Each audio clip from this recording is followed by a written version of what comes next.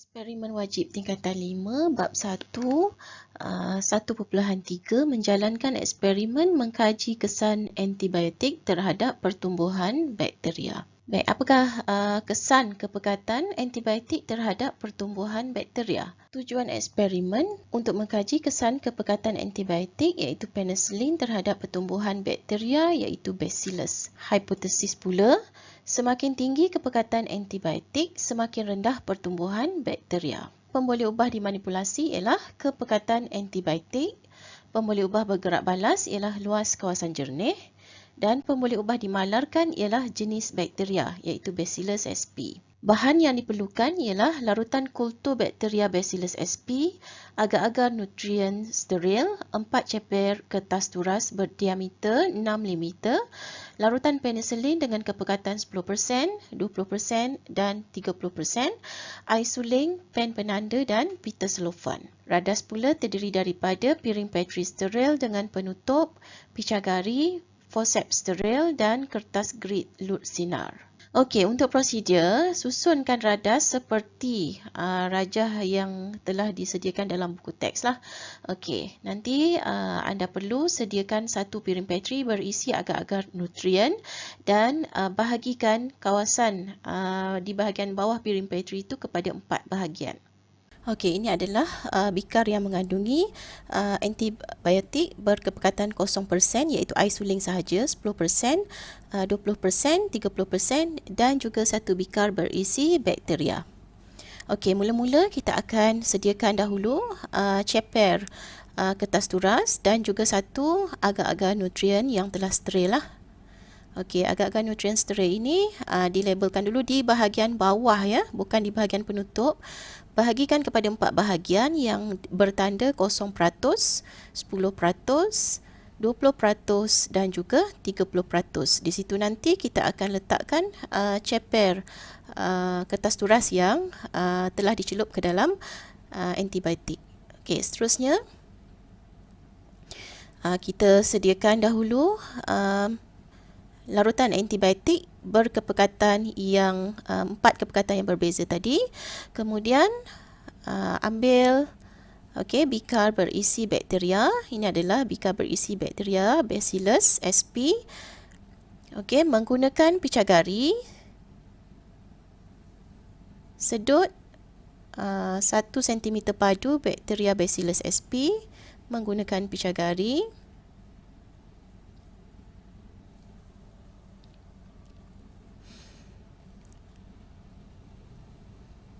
Okey, anda perlukan sedikit sahaja sebenarnya. Okey, kemudian curahkan di atas permukaan agar-agar steril tadi menggunakan picagari tersebut. Okey, curahkan di atas permukaan agar-agar steril dan kemudian kita ratakan permukaan agar-agar tersebut. Ratakan bakteria tersebut. Kita nak pastikan bakteria tu sekata, jadi kita ratakanlah dengan cara menggerakkan piring Petri seperti ini. Okey, kemudian kita ambil forceps yang telah steril, yang telah disteril. Kemudian kita ambil ceper kertas turas yang pertama dan celupkan ke dalam air suling. Air suling ni adalah kepekatan antibiotik 0% lah kerana tidak ada antibiotik ya. Ini adalah air suling sebenarnya. Jadi ia dikira sebagai antibiotik berkepekatan 0%. Jadi kena pasti dulu kawasan mana kita nak letak tadi. Pastikan label tadi diletakkan di tempat yang betul lah. Ceper kertas turas tu diletak pada kawasan berlabel 0% tadi. Rendamkan sekejap.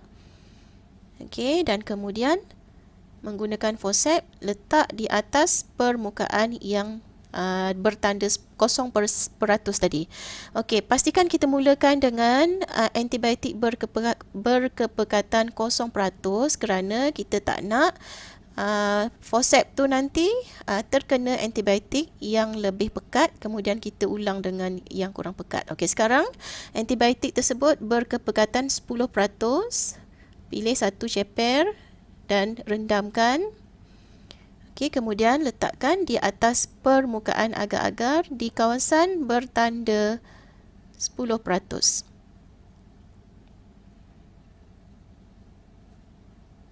Okey, ulang semula menggunakan antibiotik berkepekatan 20%.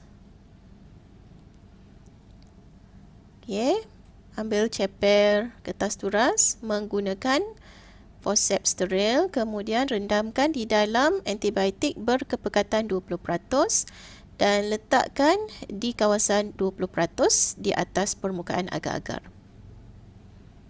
Okey, dan yang terakhir, antibiotik berkepekatan 30%.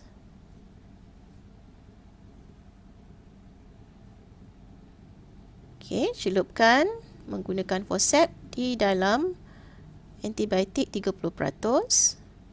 Kemudian kita letakkan di kawasan bertanda 30% di atas permukaan agar-agar steril tadi. Okey, kemudian dah siap. Kita tutupkan piring Petri menggunakan penutup piring Petri dan kemudian kita tutup keliling permukaan penutup tu dengan menggunakan pita selofan. Okey, ini bertujuan untuk menghalang kemasukan mikroorganisma lain yang kita tak nak lah. Okey, kita nak pertumbuhan Bacillus sp sahaja.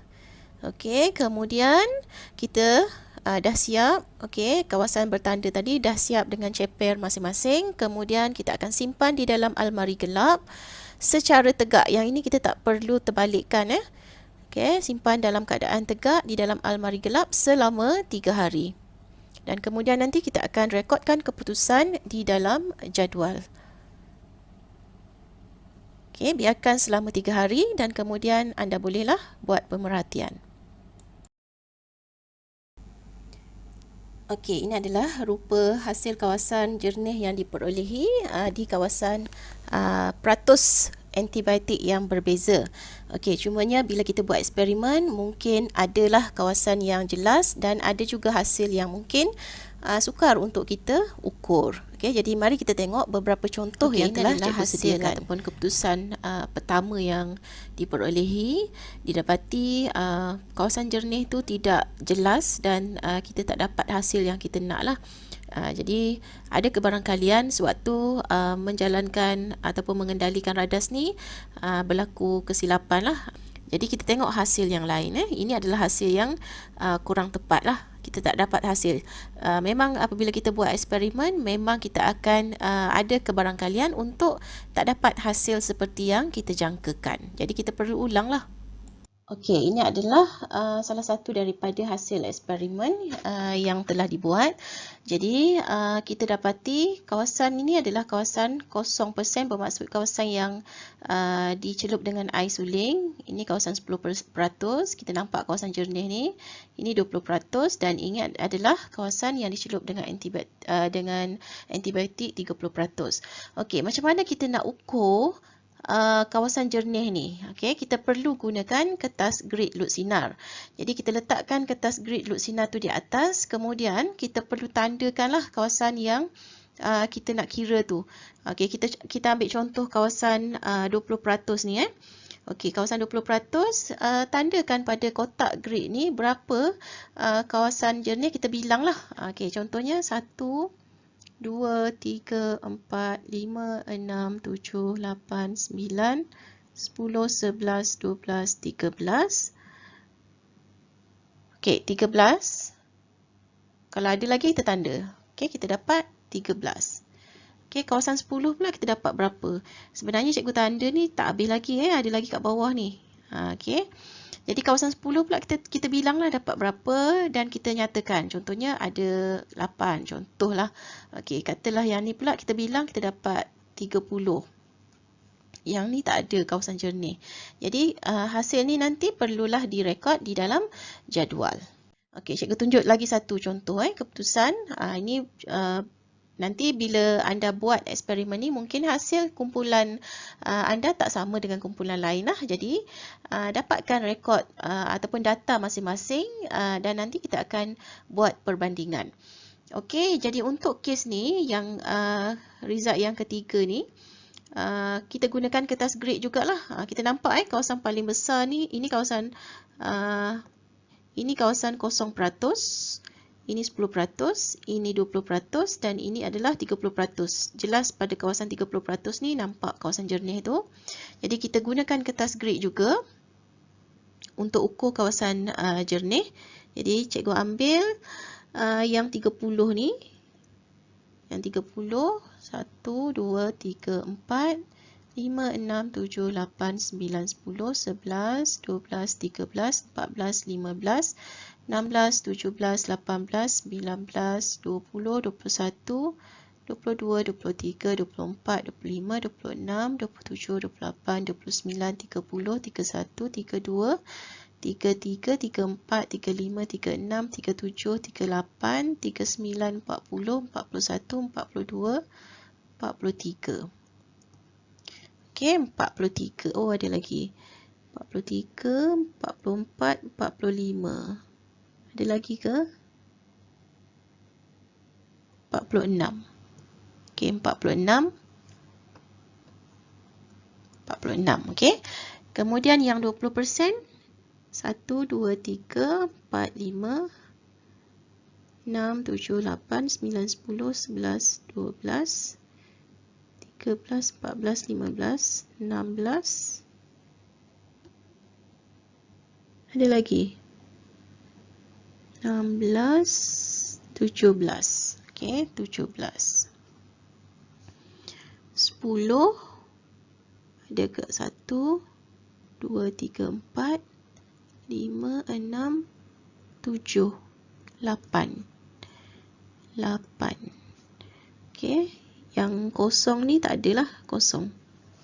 Okey, jadi dapat keputusan kat situ. Nanti kita rekod dalam jadual. Okey, ini lagi satu. Kita pastikan kita tahulah nak ukur. Okey, ini ada lagi dua perimetri. Jadi yang cikgu tunjuk yang besar ni lah. Yang besar ni kita ambil kertas grid, kemudian kita tandakan macam tadi jugalah. Okey, tandakan dan bilang. Okey, jadi cikgu rasa anda boleh buat ni. Baik, daripada keputusan yang cikgu perolehi tadi, maka cikgu dapat luas kawasan jernih tersebut untuk 0% kepekatan antibiotik, luas kawasan jernihnya ialah kosong, tak ada kawasan jernih ya. Untuk 10% pula kita dapat 0.8 cm persegi, sebab setiap satu kotak tu mewakili 0.1 cm persegi. Okay, 1 mm lah. Bergantung kepada skala grid, skala kertas grid yang anda buat lah. Okey, untuk 20% pula 1.7 cm persegi, 30% 4.6 cm persegi. Okey, daripada data tadi kita boleh binakan satu carta bar ataupun graf bar. Okey, dengan paksi X-nya adalah kepekatan antibiotik, paksi Y-nya adalah luas kawasan jernih dengan unit sentimeter persegi. Tajuk grafnya ialah kesan kepekatan antibiotik terhadap pertumbuhan bakteria. Jadi daripada sini kita boleh nampak dengan jelas perbezaan peratus kepekatan antibiotik dengan hasil kawasan jernih yang diperolehi. Okey, mari kita buat analisis data yang kita dapat. Okey, didapati luas kawasan jernih pada ceper kertas yang direndam dalam larutan penisilin 30% paling besar kerana pertumbuhan bakteria terencat apabila kepekatan antibiotik tinggi. Kemudian kita dapati semakin tinggi kepekatan antibiotik, semakin rendah pertumbuhan bakteria.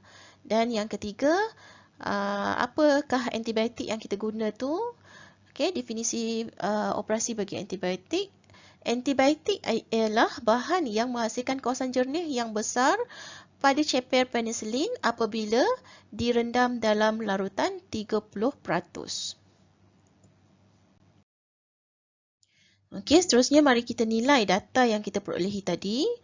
Apakah ini adalah soalan daripada buku teks? Apakah tujuan penggunaan ceper kertas turas yang direndam dalam air suling dalam eksperimen ini? Ya, ia adalah sebagai radas kawalan. Okey, soalan yang kedua, bagaimanakah keluasan kawasan jernih pada permukaan agar-agar nutrien dapat menunjukkan tindakan penisilin terhadap pertumbuhan bakteria? Ya, kawasan jernih pada agar-agar nutrien merupakan kawasan tanpa bakteria. Okay, atau pertumbuhan bakteria terencat di kawasan tersebut. Sebab itu dia jernih. Oleh itu, kawasan jernih yang terbentuk mengelilingi ceper turas yang mengandungi penisilin menunjukkan tindakan penisilin yang merencat ataupun menghalang pertumbuhan bakteria atau membunuh bakteria. Boleh faham, Okey, yang ketiga, terangkan pemerhatian yang kita perolehi dan berikan sebabnya. Okey, kawasan jernih yang mengelilingi ceper kertas turas yang mengandungi penisilin berkepekatan tinggi adalah lebih besar ataupun lebih luas daripada kawasan jernih yang mengelilingi ceper kertas turas yang mengandungi penisilin berkepekatan rendah. Hal ini menunjukkan bahawa semakin tinggi kepekatan penisilin, semakin rendah pertumbuhan bakteria. Okey, yang keempat, adakah dapatan eksperimen yang anda perolehi boleh diterima? Ya, boleh diterima. Jelaskan jawapan anda, kenapa dapatan eksperimen ini boleh diterima? Okey, kawasan jernih seperti yang cikgu nyatakan tadi, yang mengelilingi ceper kertas turas yang mengandungi penisilin berkepekatan tinggi adalah lebih luas daripada kawasan jernih yang mengelilingi ceper kertas turas yang mengandungi penisilin berkepekatan rendah. Ini menunjukkan bahawa semakin tinggi kepekatan penisilin, semakin rendah pertumbuhan bakteria.